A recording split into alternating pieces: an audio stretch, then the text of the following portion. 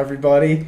We had Noche UFC in T-Mobile Arena in Las Vegas, which was really fun, and that's kind of where I want to start this, just talking about the production value that the UFC put into this card, plus like just the fans and the atmosphere that was in that building last night, and I was just really impressed by it. Like, I know we're going to get into the main event, and there's some controversy there that probably overshadowed how fun that event was in its entirety. But personally, I enjoyed it. That was as hyped as I've been for like UFC on like ESPN Plus card in a long time, and I thought they did a really good job with it because you know me, man. Like, we'll talk about it when they don't live up to like the expectations, but you got to give them credit when they do. And this time, I thought they really did a great job. So, with that, let's get into the one negative part of this card, which was the outcome of the main event between Alexa Grasso, the still UFC flyweight champion, but split draw with Valentina Shevchenko. Very interesting scorecards to cause that to happen. The scorecards in general, 148-47 for Grasso, 148-47 for Shevchenko, and then Mike Bell scored it 47-47 because he gave Alexa Grasso a 10-8 in round 5. And that's just the place you have to start, because that's got to be the craziest 10-8 I've ever seen. I mean, until the takedown, she wasn't even winning that round. And it's not like that much happened after she got taken down. Because I thought the fight, like, she had obviously a very advantageous position and could have finished it, but it wasn't. I don't know. I didn't feel like it was really near that at any point, especially not to warrant a 10-8, especially when we've seen like 10-9s that are, way worse than that. Like Mike Bell, I don't know what they could do about that. I feel bad for both fighters. I personally scored it for Valentina 48-47. I gave her rounds 1, 3, and 4, and then Grasso 2 and 5. Didn't give Grasso a 10-8, obviously.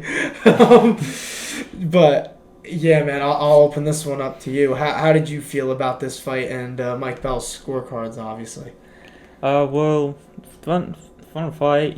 Super close, obviously, and I think something like tells me like maybe Mike Bell just figured it was a little too close after 5 rounds, and it's like, Grasso's champion. She held her own with Valentina Shevchenko with the wrestling. Plus the Mexican Independence Day factor. I think Valentina said that too.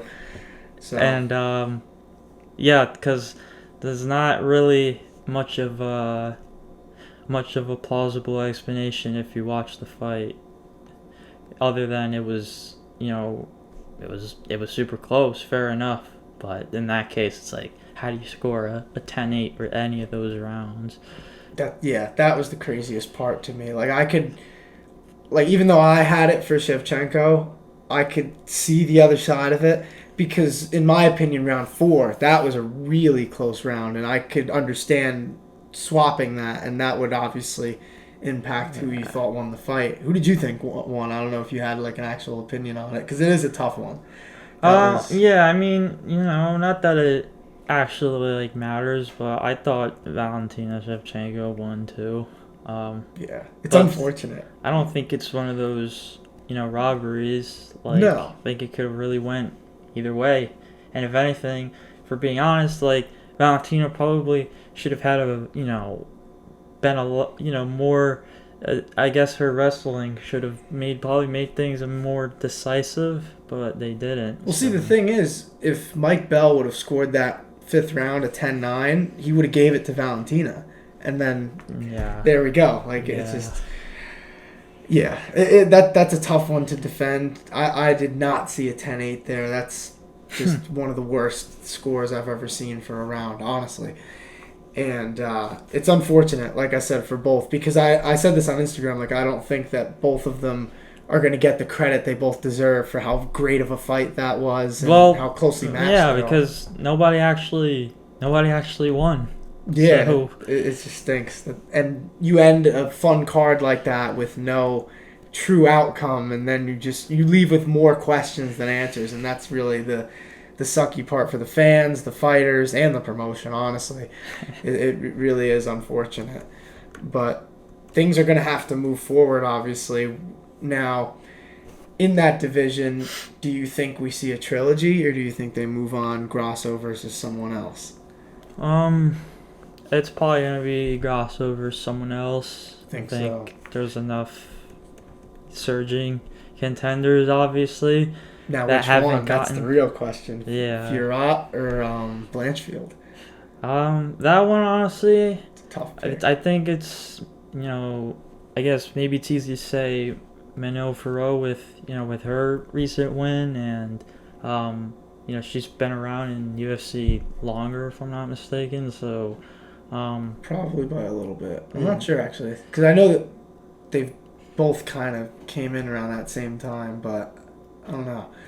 It's That's a one good of question, those actually. things that it's so dependent on who won, because if Valentina Shevchenko won, then it's like, okay, is a trilogy now more likely, or do we just go, straight to Aaron Blanchfield? Because, I guess maybe Vanessa Rose win over Rose just wasn't, maybe Rose just didn't look like really good at all on her end, and then obviously Vanessa Rose at this point in time is the fresher fighter and whatnot, and so she got it done, did what she had to do, but I think now, like, probably it's easier to, especially after a whole split decision, like it's probably easier to look to another challenger, and Not even then a split decision, split draw. yeah, split draw. Yeah, don't give Mike Bell the credit, dude. Don't give him the credit.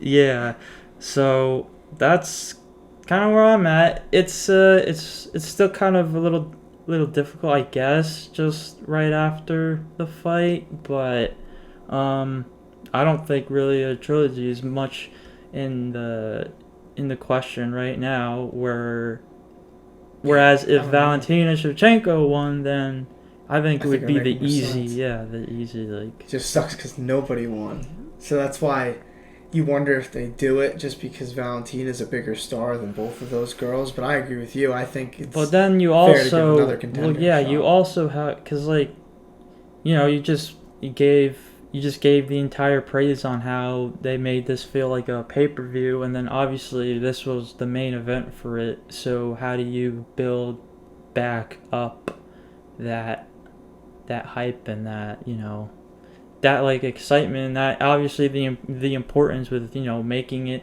like a whole fight night card with a title fight on it, like when do you ever see that? So yeah, it's just a strange situation, honestly, because it's just, yeah, I don't know how a 10-8 came into the fold, but Yeah, that one scorecard is just what launched this whole problem now in the flyweight division, which really sucks. Because, like I said, that was a great fight. I mean, in terms of the technical side of it, Alexa Grasso's boxing looked as good as it did in the first fight. I thought Valentina did better on the feet in this one than she did in the last one. Her jab was really on point, but you were talking about her wrestling before, obviously.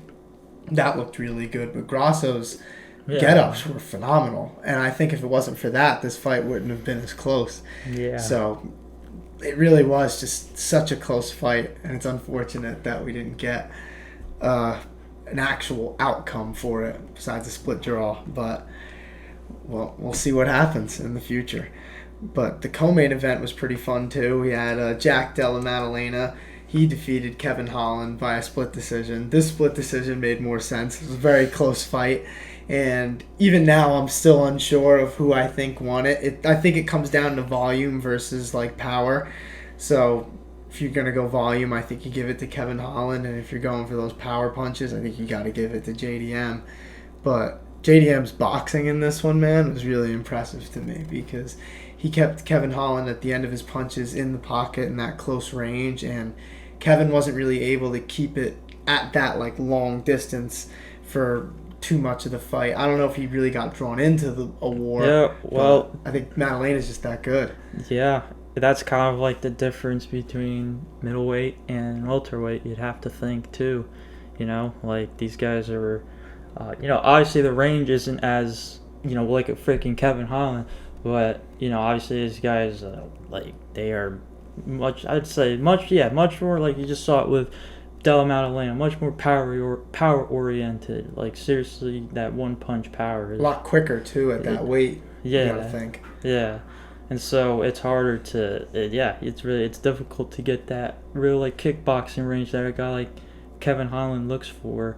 But still going on in, like he got through it. Like obviously, like guy like Della Maddalena, who's just he just throws haymakers left and right, like just to even get through each round without any significant damage is says something in its own, but.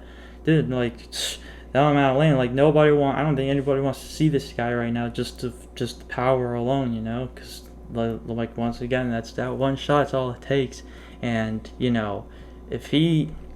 unless, obviously, somebody sees, like, that, I don't even want to call it a weakness, but, like, maybe that hole where, he's a little too reckless, and then he's gonna find himself maybe looping or something, and he's gonna get caught that way. But we have not seen that yet, though. Like no. I was about to say I was thinking while you were talking, he is so technically sound, despite like that one shot power that he possesses. Usually it's like one or the other, but he really keeps his form, and I think that that's like a big thing.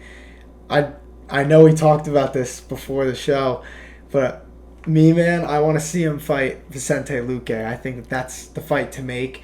They're both in similar spots, coming off a win, but obviously Luque's been here for a while. But yeah. A win over a surging contender. I think they said he had 16 straight wins. Yeah, now, it's so what it's. I think not, it's man? it's kind of just like what you have to do in a way. Like, and for Vicente Luque's end, like it really can't. I feel like it can't get any more like. It just gets more harder and harder for him, like as more as his career goes on, and obviously, he tries to finally like get that title opportunity, but I think if he takes a fight like that and wins, that's a big he's step up for him. Like there's no denying the guy's resume at all because man, like he's had the hard way for sure in this division. And we saw against RDA in his last fight how well-rounded he looked. Like, I'd be curious to see if he could take Maddalena to the ground and what he could do there with his jiu-jitsu game. I mean, he has brilliant front chokes. He gets to the back pretty well. Like, a lot of people think of him as a striker still, but he really has rounded out his game so well, and his jiu-jitsu's phenomenal. So that's a fight that I'd be curious to see because I think it poses different problems for Maddalena while still having the potential of being just a slugfest on the feet. Yeah. So. And then, Maddalena too, obviously, like, it's still being relatively, early. I forget, how old is he anyways now? Because... let me look. I'm on Tapology, so it shouldn't take me too long. But I think he should be fairly young. 16-2. That's incredible. Yeah, he's 27, so that's pretty much entering his physical prime. Pretty much, yeah. It's like fun. This is a fun time for the welterweight division. Just sucks that nobody's fighting, dude. Yeah. I don't know if you've been seeing the stuff about that lately, just on social media. I mean, I think they said the top 4 UFC welterweights haven't fought since March or something like that. I was like, that's crazy. There's so much movement in the lower part of the rankings. We need some stuff to happen in the top because we've talked about how logjammed it is. Right now it seems really is because nobody's fighting. So, yeah, I hope that this welterweight division I wonder what that's nobody cuz I guess with this division especially, more than the others, nobody wants to put that ranking on the line against somebody lower because it's obviously Jack Della Maddalena, for instance, you pull a guy like that, he can take that away from you with one punch. So they're lucky that he's taking logical steps up so far. And Yeah, that's good why I for think him. Luque was like a realistic one, because it seems like the next thing that would make sense. Yeah, dude. I think that would be a fight, like win or lose, that he really would take a lot from him. And Luque's number 10, so that's perfect. Like, just break him right in there. I don't Yeah. think he has a fight booked. So, no, I wouldn't think so. After the RDA fight, that would be pretty soon, especially in this welterweight division. Who would you even fight? Because nobody above him is taking it. Yeah. No, he's not fighting. But that's the fight that I want to see. So, I know when we were talking about it before the show, it seemed like it made sense to you too. It would be a fun one, I think. Mm-hmm. But let's talk about Raul Rosas Jr., man, because this kid has been a polarizing force since he's gotten into the UFC. And he's a good talker, man. I'll give him that. Like, I know people make fun of him and stuff because of like how he looks and how he talks, but in terms of like how he presents himself, he's not just like another guy in the division, you know what I mean? Yeah. When he fights, you know he's fighting and there's hype behind it. And he rebounded from a loss very well in this fight. First round TKO, and I know like the quality of opponent isn't phenomenal, but the hate that gets put on this kid, and that's like what he is. He's a kid. We got to remember he's 18 years old. Like, who do you want him to fight? Like, you're gonna put him up against a top 15 bantamweight? Like, he'll get killed right now. And I know he wants to be the youngest bantamweight champion in history, or I think youngest UFC champion. Don't want to sell him short, but yeah, I mean, he's so young. He has such little experience compared to a lot of the guys in that division. So it makes sense to build him up again, especially after that last loss that he had. Because I think we even talked about it when that fight got booked versus Christian Rodriguez. Like, we were like, that's it's a tough fight for that kid. Like, he better be legit if he's gonna win that fight. And obviously he didn't. So Terrence Mitchell, is that his name? Yeah, I think it was. I know it's Mitchell, but he just didn't look great in this fight. And Raul Rosas Jr.'s striking looked a little better. And we obviously know his grappling is really good already. Like, the potential's there. It's just a matter of who can you put him against to, like, unlock it in pieces, step by step, rather than just throwing him into the fire like they did in his last fight. And then you're just having a prospect who's winning one, losing one, winning one, losing one, which you don't want for a kid like this. So, I mean, look at Sean O'Malley building a guy like that. Yeah. What you could do for the promotion by doing that. But I don't know. Some people just want to see the best fight the best. And I get that logic too. But I'm talking from the promotion standpoint. But anyway, I do see the potential there. But another guy I see the potential in on this card, Roman Kopylov. Me and you were talking about this before the pod too.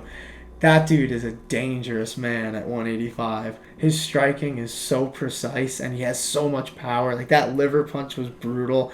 I saw the clip on Instagram earlier this week of that head kick that he had. I think it was his last fight. He has 4 straight finishes.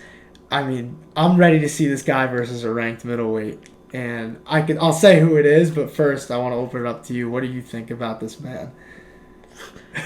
Yeah, I mean, like, clearly he's turning, like, heads officially now, and I would think that he is gonna get a top 15 next. Like, 4 straight finishes is 4 straight finishes. So brutal ones too. Like, they're not just little ground and pound finishes. Yeah. Well, yeah, there you have it. it. I mean. I'd say middleweight, middleweight's definitely looking for, a surging, rising contender that's getting fights finished in this way. And so, yeah, like, I'd say there's not really much time to waste, honestly. Have a name, and they would be on, like, a similar schedule. Brad Tavares. Get him in the top 15, dude. I want to see this guy fight a ranked middleweight. I don't care who it is, but Brad Tavares seems like a logical choice because he's coming off a win, too. Big win at that.